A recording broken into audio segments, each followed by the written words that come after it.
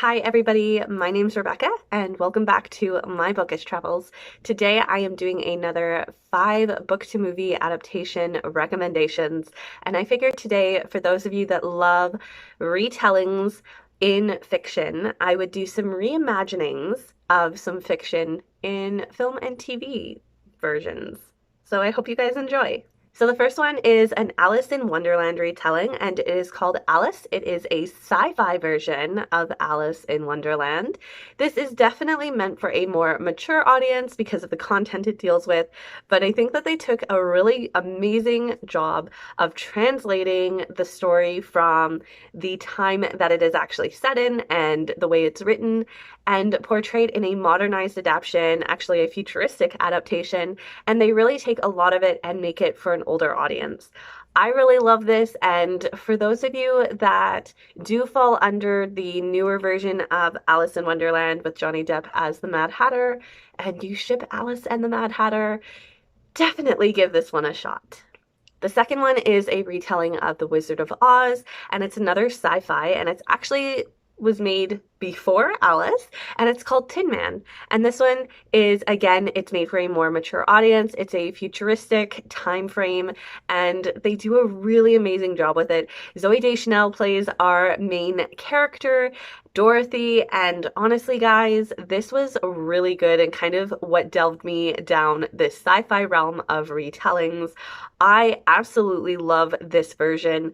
I love Tin Man, I love Alice, and I believe there's a couple others that they've produced that I have not actually seen as of yet, but I highly recommend if you guys like sci-fi and you like retellings, these reimaginings will definitely not disappoint. The third one I have, I actually found through Amazon Prime, and it did take me a bit to get through at the start. It is a steampunk version of The Secret Garden, and the title of it is actually The Secret Garden. This one, as I said, it did take me a bit at the start to get through because I don't think that they had a very large budget. It's a very small cast and crew, but I found the story very interesting and original. So if you guys are looking more, again, on the sci-fi end, but more steampunk, then definitely check out this version of The Secret Garden. The fourth one that I want to share is a reimagining of Sherlock Holmes. This one is actually an animated series, and it came out in the early 90s and 2000s, and it is Sherlock Holmes in the 22nd century. I remember Saturday morning cartoons were the best ever for any generation in the 90s.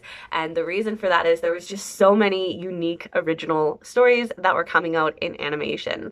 So for this one, Sherlock Holmes has been cryogenically frozen and he has been woken up. And a lot of the cases that Sherlock Holmes dealt with in his time frame are coming up in the 22nd century. Also, considering what we're living in currently, guys, it's interesting that his time frame is very similar to what a lot of us thought this time frame was going to be. So if you haven't watched this, it's very much a nostalgia show for me.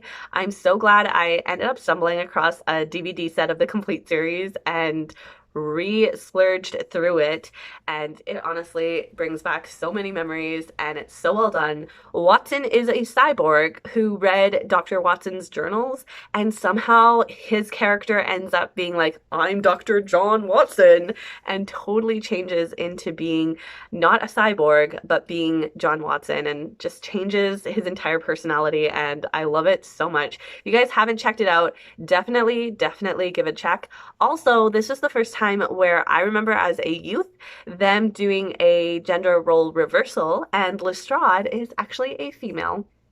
And the final one that I wanted to discuss for a retelling or reimagining is The Iron Giant. And for those of you that are like, no. If you've read the book, you will understand what I mean. So I did read The Iron Giant, or the book is actually called, I believe, The Iron Man. And then there's also The Iron Woman. I did not like these books at all. I didn't. I had hardcover versions that I had stumbled across, and my dad and I read them together because we loved the movie The Iron Giant so much, and I just felt so disappointed by the end of the story. I love the movie version. I think that they did a really great job reimagining the story from what it originally was and creating what we now know, or what I now know and consider a masterpiece. So if you guys haven't watched The Iron Giant, definitely give it a check. If you did not know it was based off of a book and you want to go check it out, it is basically over the course of 5 nights, and it deals more with regards to environmental issues. Yes, definitely not what you would think when I will tell you this is a children's story, but it is correct. It doesn't really hold the same qualities that the movie does, but these are 5 book-to-movie reimaginings that I really think you guys should check out if you haven't already. So I hope you guys enjoyed this video, and I will see you guys in my next one. Until next time, stay safe, stay well, and I'll see you then. Bye!